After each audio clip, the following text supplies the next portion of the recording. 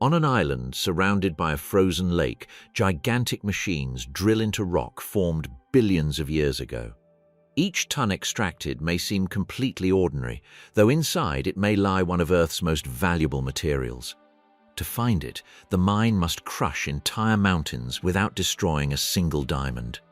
The story of every diamond begins long before the mine exists. More than 140 kilometers below the Earth's surface, extreme pressures and high temperatures allow carbon atoms to form exceptionally strong crystals. Many of these diamonds remain trapped in the mantle for hundreds or even billions of years. Their ascent occurs when very rapid volcanic eruptions open vertical conduits through the crust. Magma carries fragments of deep rock and diamonds to the surface before the crystals can transform into other forms of carbon. As the volcanic material cools, it forms kimberlite pipes. These structures are typically funnel-shaped, narrow at depth and wider near the surface. Most kimberlites contain few commercially viable diamonds, so locating an economically viable pipe requires years of exploration. At Diavik, the deposits lie partially submerged beneath the waters of Lake Gra. To access them, dikes are constructed to isolate certain areas of the lake. Once the area is sealed, the water is pumped out, exposing the ground above the chimney. Constructing these barriers is one of the most complex operations of the project. The dikes must withstand the pressure of the lake, freeze-thaw cycles, and movements caused by mining activity. Instrumentation systems distributed throughout the structure measure seepage, displacement, and pressure changes. Within the protected area, a gigantic stepped pit is excavated. The walls do not form a continuous vertical drop. They are divided into benches and ramps that allow the passage of drills, excavators, and mining trucks. The geometry of each bench is calculated to maintain the stability of the walls and reduce the risk of rockfalls. Before removing the rock, geologists study the terrain through exploratory drilling. The extracted cores reveal the composition, strength, and approximate concentration of diamonds. With this information, a three-dimensional model of the kimberlite pipe is developed. The model makes it possible to differentiate the ore that should be sent for processing from the waste rock that is removed to make room. This separation is essential. A plant that receives too much non-diamond material consumes energy, water, and time without generating useful production. When an extraction zone is defined, a large drill advances to the corresponding bench. Its hydraulic jacks stabilize the platform while a drill bit penetrates the rock. The diameter, depth, and inclination of each hole follow a precisely designed pattern. The drilling produces heat, dust, and mineral fragments. A compressed air or water system helps cool the tool and expels the crushed material from the hole. Operators control the rotation speed and downforce to prevent deviations. An incorrectly angled borehole can disrupt the entire blast. The explosive energy would be distributed unevenly, leaving blocks that are too large or fracturing areas that should remain stable. For this reason, electronic instruments verify the actual trajectory of each borehole. Then the explosives truck arrives. Instead of using only solid cartridges, many mines pump explosive emulsions directly into the boreholes. These mixtures become fully active after being prepared during loading, which facilitates their transport and controlled handling. Each hole receives a calculated amount of explosive. The top section is filled with gravel or crushed rock. This material, known as stemming, confines the gases generated by the detonation and directs a greater proportion of the energy into the surrounding rock. Electronic detonators allow for millisecond intervals between boreholes to be programmed. This sequence causes the rock to fracture and shift gradually, rather than receiving all the energy simultaneously. This results in more uniform fragmentation and reduces vibrations. Before the blast is activated, personnel and machinery leave the area. Access is blocked, and a series of acoustic signals announce the operation. Once the perimeter has been checked, the detonation order is given. The bench appears to heave for a few moments. Gases, dust, and rock fragments fill the air as the charges ignite according to the programmed sequence. Beneath the surface, the energy blasts thousands of cracks, transforming a compact mass of kimberlite into a manageable pile of fragments. Workers wait until the ground is safe. Then, specialists inspect the face for unstable rocks, unexploded ordnance, or blocks that are too large. Tanker trucks spray water over the area to reduce airborne dust. The kimberlite is ready to begin its journey to the processing plant. However, the diamonds are still locked within the rock, mixed with tons of seemingly identical volcanic minerals. A hydraulic excavator advances across the fragmented area. Its bucket plunges into the pile, lifting tens of tons of kimberlite with each stroke. The load is dumped into mining trucks built to carry hundreds of tons per trip. The excavator operator distributes the material to keep the truck balanced. A load concentrated on one side increases wear on the suspension and can compromise stability during the journey. Sensors installed on the machinery calculate the accumulated weight. When the programmed capacity is reached, the truck leaves the working face and begins ascending the pit ramps. These vehicles have tires several meters in diameter, engines capable of developing thousands of horsepower, and braking systems designed to control enormous masses on long inclines. Even so, the speed remains limited.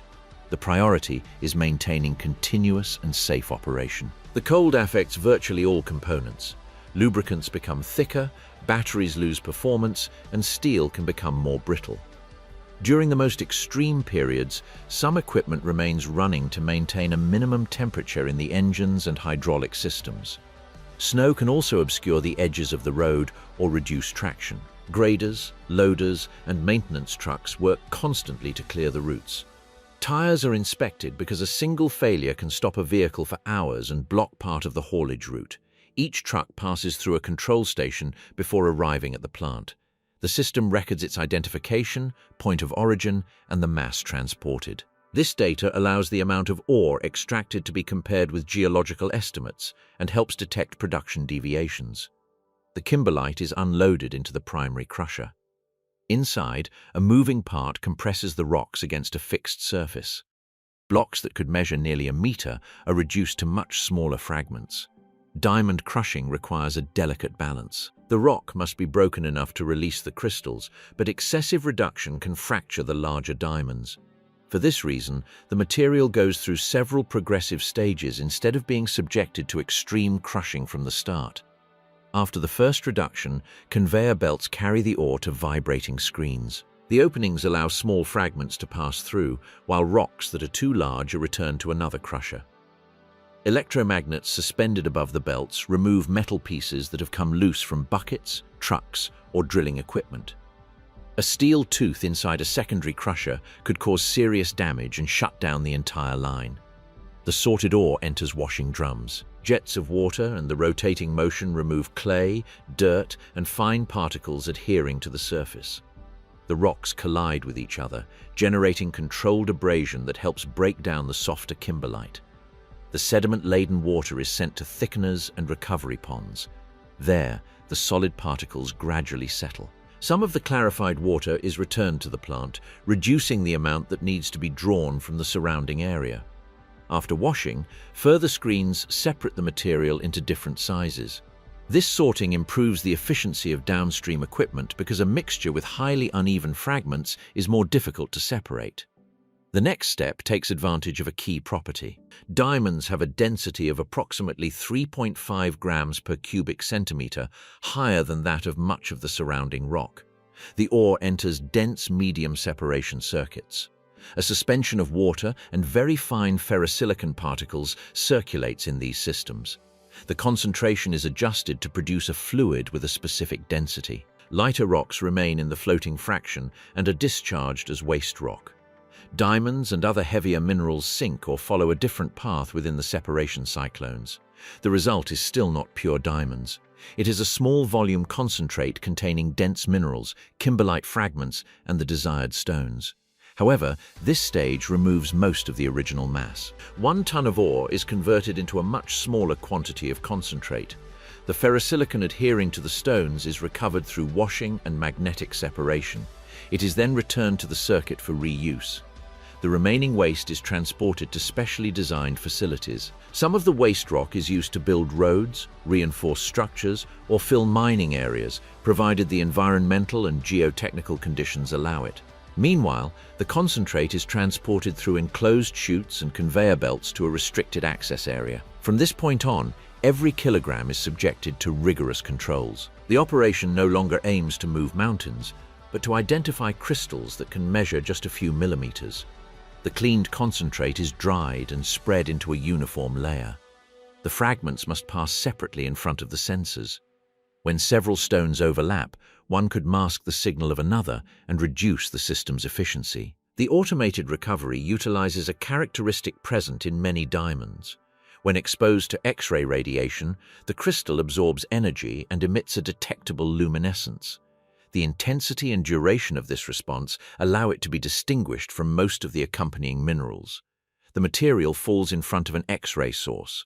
Optical sensors observe each fragment for a fraction of a second. When they register a signal consistent with a diamond, the system calculates its position and activates a compressed air valve. The jet diverts the stone into a secure compartment. The remaining fragments continue their path to another tray. Everything happens at high speed, with thousands of particles passing through the machine every minute. The discarded fraction can undergo a second recovery stage to reduce the possibility of losses. Sampling and periodic audits are also performed using test materials. These checks ensure that the sensors and valves are functioning with the required precision. Other optical systems can analyze color, transparency, and shape. Combining technologies increases recovery rates, especially for stones with weak responses or unusual characteristics. The selected fragments still contain heavy minerals mixed with the diamonds. The final concentrate is examined using additional equipment and, at certain stages, by manual sorting under strictly controlled conditions. The recovered stones fall into sealed containers. Each container has a unique code, and its weight is recorded before it leaves the system. Cameras monitor the transfer points, and access is limited to authorized personnel. The container arrives at the cleaning and grading room. There, it is opened following a procedure performed by more than one person. The simultaneous presence of technicians and security personnel creates a verifiable chain of custody. Rough diamonds often have mineral fragments attached. Controlled chemical and ultrasonic cleaning processes remove these impurities without altering the crystal. The stones are then rinsed, dried, and placed on surfaces that offer adequate contrast. To the naked eye, many do not resemble gems in a jewelry store. They may display irregular shapes, opaque surfaces, blemishes, or coatings. Some retain natural crystalline faces, while others were fractured during their geological ascent or during rock movements. Specialists begin by sorting the diamonds by size. Sieves with calibrated openings classify the small stones, known commercially as melee. The larger specimens are weighed individually on high-precision scales. 1 carat is equivalent to 0.2 grams. A difference of just a few hundredths can significantly alter the value, especially when a stone exceeds certain commercial limits. Next, the shape, color, and apparent quality are examined. The crystals can exhibit octahedral, dodecahedral, or combined structures. This geometry influences how the stone will later be cut and polished. Color is also a determining factor. Some diamonds are virtually colorless. Others contain yellow, brown, or gray hues caused by atomic impurities and distortions in the crystal lattice.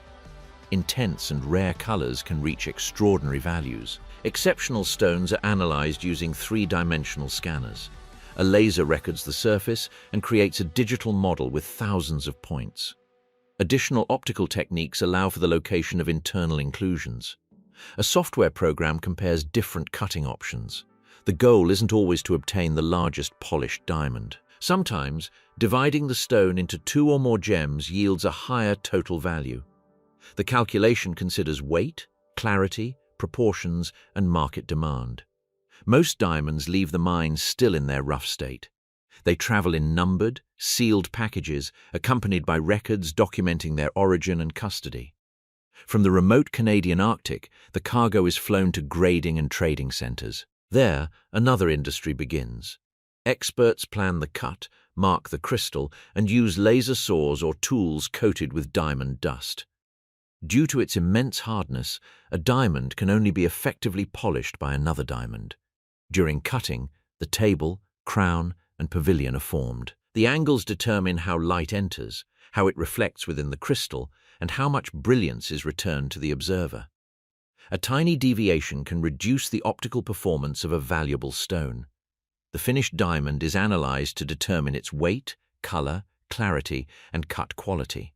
Some gems receive a microscopic laser inscription on the girdle related to their gemological report. While these stones begin their commercial journey, the mining operation continues processing new tons of kimberlite. The amount of diamonds obtained represents a tiny fraction of all the material excavated. Behind every carat lie drills, electronic explosives, excavators, trucks, crushers, density separators, X-ray sensors, and hundreds of workers. There is also a complete infrastructure for power generation, water treatment, maintenance, accommodation, and air transport.